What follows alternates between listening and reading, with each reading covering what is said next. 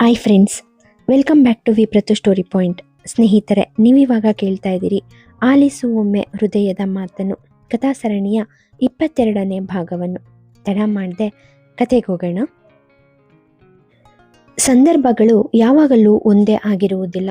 ಸಮಯ ಬದಲಾಗುತ್ತಲೇ ಇರುತ್ತದೆ. ಒಳ್ಳೆಯ ಸಮಯಗಳಂತೆಯೇ ಮತ್ತು ಕೆಟ್ಟ ಸಮಯಗಳು ಸಹ ಇರುತ್ತವೆ ಎಂದು ನಾನು ಹಲವು ಬಾರಿ ಓದಿದ್ದೇನೆ. ಆದರೆ ಸತ್ಯವೇನೆಂದರೆ, ಒಳ್ಳೆಯ ಸಮಯಗಳು ತುಂಬ ಒಳ್ಳೆಯವು. ಅವು ಯಾವಾಗಲೂ ನಮ್ಮೊಟ್ಟಿಗೆ ಇರುವುದಿಲ್ಲ. ರೆಕ್ಕೆ ಬಂದಿರುವ ಹಕ್ಕಿಗಳಂತೆ ಹಾರಿ ಹೋಗುತ್ತಿರುತ್ತವೆ.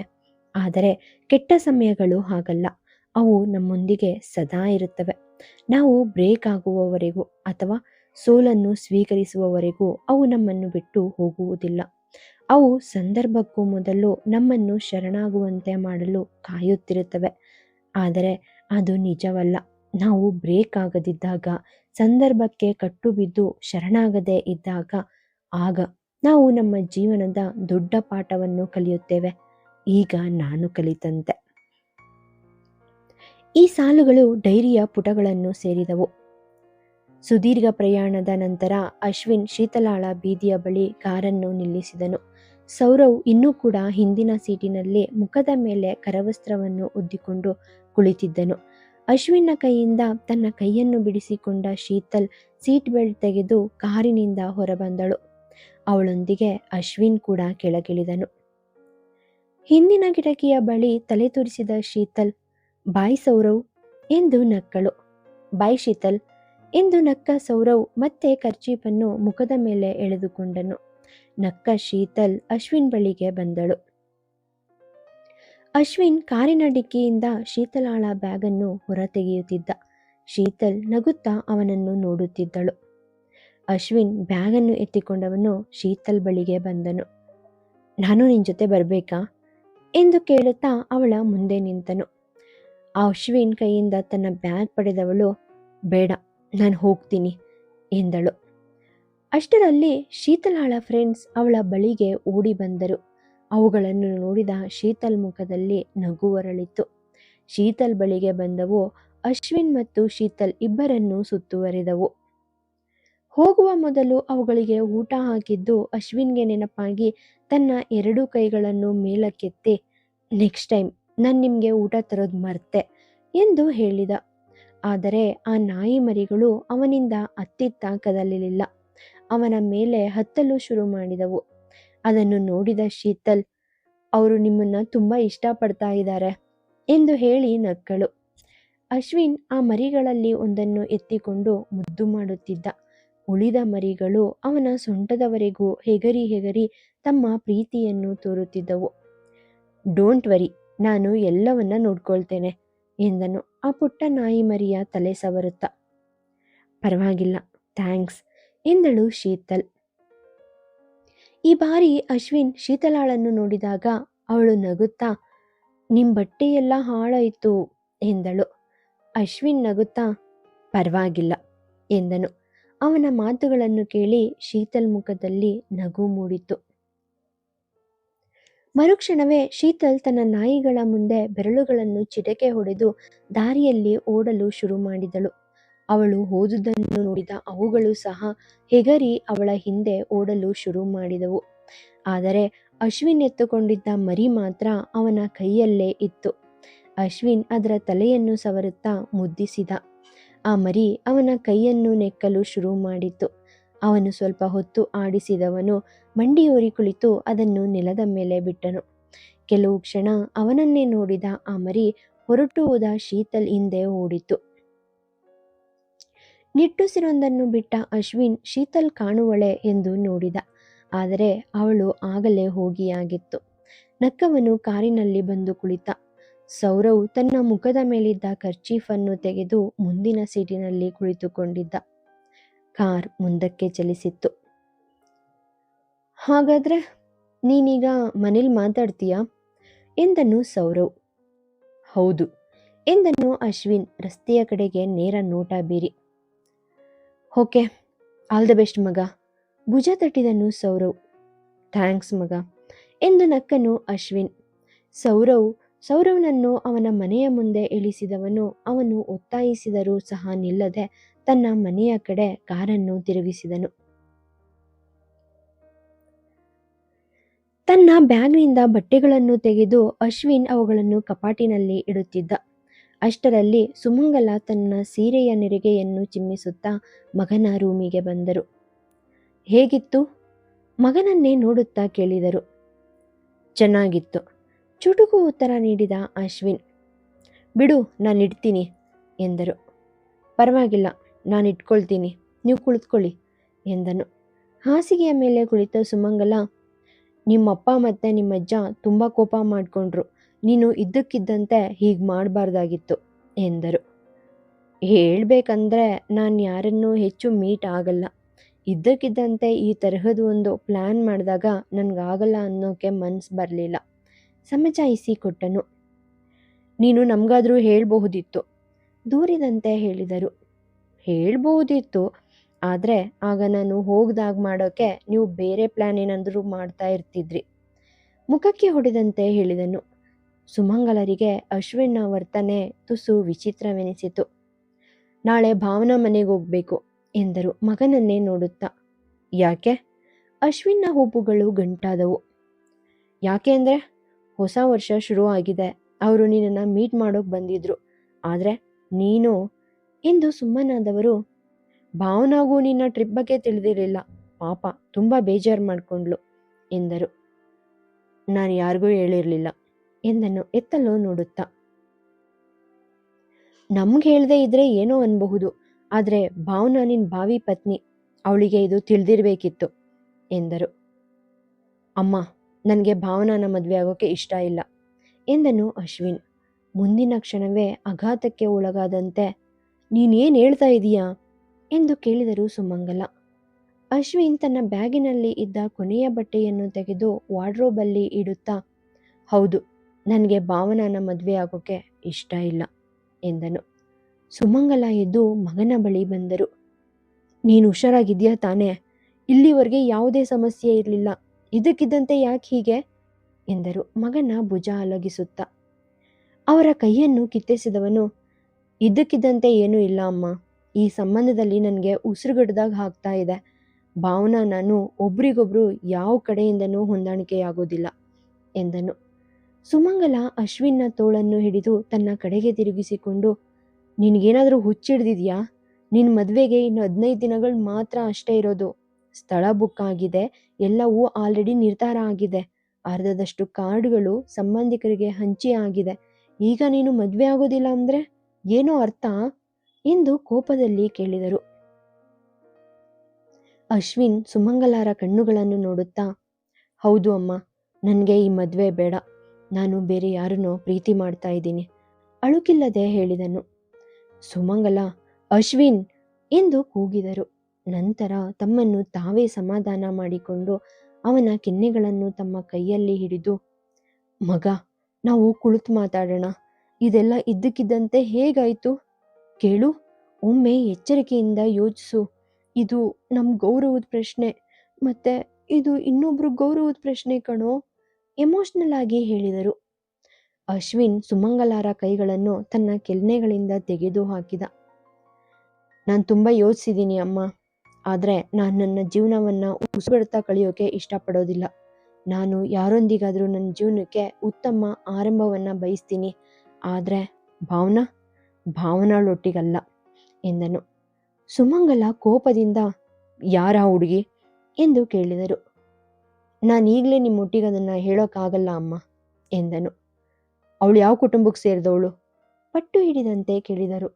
ಅಮ್ಮ ಪ್ರಶ್ನಾರ್ಥಕವಾಗಿ ತಾಯಿಯತ್ತ ನೋಡಿದ. ಸುಮಂಗಲ ಒಂದು ಹೆಜ್ಜೆ ಹಿಂದೆ ಸರಿದು ಹಾಸಿಗೆಯ ಮೇಲೆ ಕುಳಿತರು. ನಿನ್ ತಂದೆ ನನ್ನನ್ನು ಕೊಂದು ಹಾಕ್ತಾರೆ, ನಾನು ನಿನ್ನನ್ನು ಸಾಕಿ ಬೆಳೆಸಿದ ಬಗ್ಗೆ ಪ್ರಶ್ನೆಗಳು ಹುಟ್ಕೊಳ್ಳುತ್ತೆ ಮಗ. ಮಗನತ್ತ ಆರ್ದ್ರತೆಯ ನೋಟ ಬೀರಿದರು. ಅಶ್ವಿನ್ ತಕ್ಷಣ ಸುಮಂಗಲರ ಕಾಲಿನ ಬಳಿ ಕುಳಿತು ಅವರ ಕೈಗಳನ್ನು ಹಿಡಿದುಕೊಂಡು, ನಾನು ಆ ರೀತಿ ಆಗೋಕ್ ಬಿಡಲ್ಲ ಅಮ್ಮ, ಯಾಕೆ ಅಂದರೆ ನಾನೇನು ಮಾಡ್ತಾ ಇದ್ದೀನಿ ಅದು ನನ್ನ ಸ್ವಂತ ಬುದ್ಧಿಗೆ ಬಿಟ್ಟಿದ್ದು, ನಿಮ್ಮ ಪಾಲನೆ ಇದರಲ್ಲಿ ಮಧ್ಯ ಬರಲಾರ್ದು ಎಂದನು. ಈ ಸಮಾಜ ಏನನ್ನುತ್ತೆ ಗೊತ್ತೇನೋ ನಿನಗೆ? ಮಗನ ಕೈ ಹಿಡಿದು ಹಣೆಗೆ ಒತ್ತಿಕೊಂಡರು. ನನಗೀ ಸಮಾಜದ ಬಗ್ಗೆ ಕಾಳಜಿ ಇಲ್ಲ ಅಮ್ಮ, ದೃಢವಾಗಿ ಹೇಳಿದನು. ಮಗ, ನಿನ್ ತಂದೆ ಆ ಸಮಾಜದ ಅಧ್ಯಕ್ಷರು. ಅವ್ರ ಹೆಸರನ್ನ ಎಲ್ಲರೂ ನಗೆಪಾಟ್ಲಿ ಮಾಡ್ತಾರೆ ಕಣೋ. ನಿಮ್ಮಜ್ಜ ಅವ್ರು ಖಂಡಿತವಾಗಿ ಇದನ್ನೆಲ್ಲ ಸಹಿಸ್ಲಾರ್ರು. ಖಂಡಿತ ಅವ್ರು ಪ್ರಾಣ ಬಿಟ್ಬಿಡ್ತಾರೆ. ಆಶ್ರಮ, ಗೋಶಾಲೆ ಎಲ್ಲೆಡೆ ನಮ್ಮ ಬಗ್ಗೆ ಕೆಟ್ಟದಾಗಿ ಮಾತುಗಳು ಶುರುವಾಗುತ್ತೆ ಕಣೋ ಎಂದರು ಅಳುನುಂಗುತ್ತಾ.